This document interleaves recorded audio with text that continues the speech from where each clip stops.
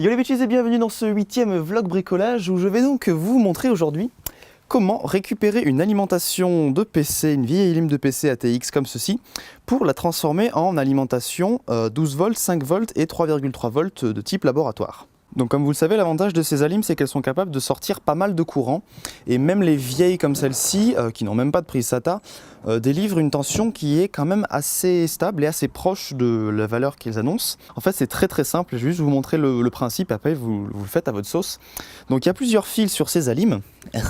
J'ai fait ma petite feuille, vous avez vu. Et donc les principaux dont on va avoir besoin, ça va être donc les fils noirs, les fils jaunes qui sortent 12 volts, les fils rouges qui sortent 5 volts et les fils oranges qui sortent 3,3 volts pour ceux qui en ont besoin. Donc le fil noir, bien sûr, c'est la masse, ce sera votre 0 volt. Donc à l'intérieur, vous voyez qu'on peut se dire, oh là là, ça sort sur plusieurs sorties différentes, mais en fait dedans tout est relié. Le 12 volts sur certaines alimentations, ça sort sur plusieurs régulateurs, mais au final on peut tout relier ensemble. Donc quand vous allez démonter, ouais, regardez, j'en ai déjà démonté une. Quand vous allez récupérer votre alim et la démonter, faites toujours attention qu'elle soit bien débranchée, éteinte et déchargée. Vous pouvez donc déjà relier tous vos fils, mais là je vais vous montrer quand on l'ouvre, qu'est-ce que ça donne à l'intérieur. Donc quand vous arrivez à l'intérieur, comme vous le voyez, c'est un petit peu le bordel. Mais donc vous voyez que tous les fils, tous les rouges, tous les noirs, tous les jaunes sont tous regroupés sur un seul point. Donc ce qu'il va falloir faire dans un premier temps, c'est tout couper, garder un petit peu de longueur quand même. Les relier, comme je disais, en paquets en fonction de leur couleur. Donc après, on va pouvoir fixer tout simplement des petites bornes comme ceci qui sont des fiches bananes. Là, ce sont des fiches bananes femelles avec une isolation par rapport au châssis, c'est-à-dire qu'elles ont des petites pièces en plastique ici qui vont se fixer à l'intérieur. Et donc le fil central sera isolé de notre boîtier en métal. Alors après, quelque chose à savoir sur ces alimentations, c'est qu'elles ont besoin de tirer un minimum de courant pour avoir une tension de sortie stable. Donc en fait, ce qu'il va falloir faire, c'est utiliser des résistances de puissance comme ceci. Là, c'est une résistance donc 36 ohms 5 watts.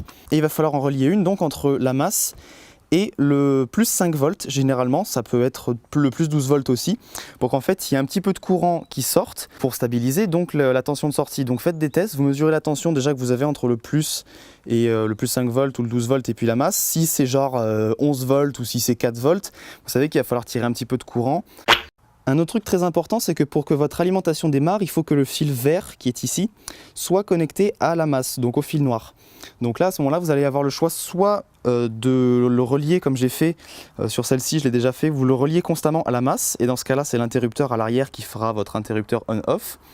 Soit vous le reliez en série avec un interrupteur, donc vous faites rentrer le fil vert dans l'interrupteur, l'autre sortie de l'interrupteur, vous le reliez au fil noir. Comme ça, c'est cet interrupteur qui va allumer votre alim. Donc ne croyez pas qu'elle est cassée si elle ne démarre pas, il faut juste effectivement que le fil vert soit relié à votre masse. Les autres petits fils de couleur qu'on a là, on a un fil marron, bon là j'en ai pas, j'ai qu'un orange, mais on a un fil marron normalement qui est un capteur pour mesurer la tension sur le 3,3 volts. Donc il va falloir relier si vous l'utilisez au fil orange, puisque s'il y a des pertes de tension, ça va en fait monter un petit peu la lime pour que ça reste stable. Ensuite vous avez un fil, des fois un fil blanc qui est du moins 5 volts, un fil bleu ici qui est du moins 12 volts. Un fil gris qui est un fil de signalisation quand la tension est arrivée à sa bonne valeur. Dans mon cas, je vais vraiment utiliser que 3 fils, le rouge, le noir et le jaune. Chose importante aussi, comme vous allez tirer pas mal de courant, ne laissez pas un seul fil relié à votre petit bornier en sortie, parce que si vous tirez genre 4, 5, voire 10 ampères, ça va faire un peu ce qu'on appelle un grille-pain en fait, donc ça va chauffer et il vaut mieux avoir, limite vous gardez tous les fils et vous les reliez entre eux. Dans mon cas, je vais décider de mettre mes borniers au-dessus. Une fois que j'ai dénudé tous mes fils, laissez bien un petit peu de longueur. Essayez de le faire le plus fin possible puisque ce sera plus facile à souder sur vos cosses après. Et ce que je vais faire pour maintenir mes fils sur mes borniers, c'est que je vais utiliser des petites cosses comme ceci, des petites cosses à sertir. Donc je vais enfoncer mon fil là-dedans, serrer très fort avec une pince à sertir, ou alors limite souder si je veux être sûr que ça tienne. Et je vais donc le passer à l'intérieur et puis mettre mon deuxième écrou comme ceci, et au moins ce sera connecté. Ça coince là-dedans et... Voilà, ça bougera plus. Voilà, donc maintenant je vais faire ça avec les rouges et les jaunes, et on va pouvoir passer au trou. America, fuck yeah. Ma moulinée a sorti sa lime à ongles. Ah. Ah oui, au fait, ceux qui m'ont dit de mettre du tissu pour que ça évite de faire des trous en triangle, je comprends pas votre technique parce que la chose qui va se passer obligatoirement, c'est ça. Hein, bon, je sais pas. Si vous avez une technique pour ne pas faire de trous en triangle qui éventuellement n'arrache pas un doigt, dites-moi. Donc là, mes trous sont faits, ils se sont alignés sur penche la tête. Je vais ensuite relier simplement une résistance de 220 ohms avec le plus ou le moins, peu importe, de la LED au 5 volts et puis le moins sur la masse avec juste des petits fils qui iront sur les borniers également. Et j'emboîte tout ça et puis je referme et c'est fait. Voilà. Hop, et là je peux emboîter la partie mâle de mon plastique dedans. Ma LED, je l'ai maintenue comme ceci avec un petit support en caoutchouc. Et donc là, je l'ai relié en série avec une résistance de 220 ohms. J'ai mis tout ça dans de la gaine thermo pour protéger. Et donc je vais relier en même temps que je serre mes cosses venant des gros fils.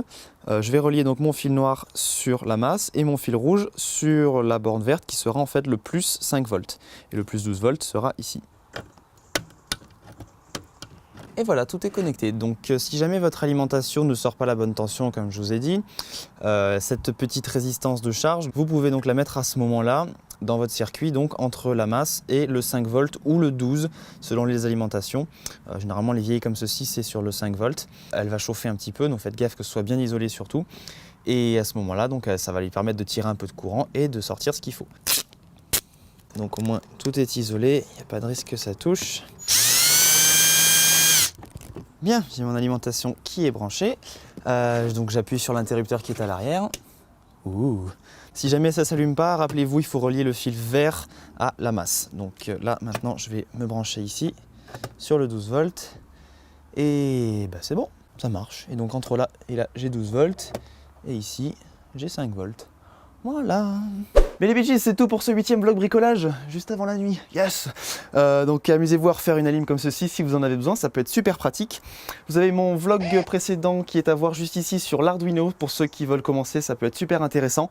Et moi je vous dis, bricolez bien et surtout bricolez safe. Ciao.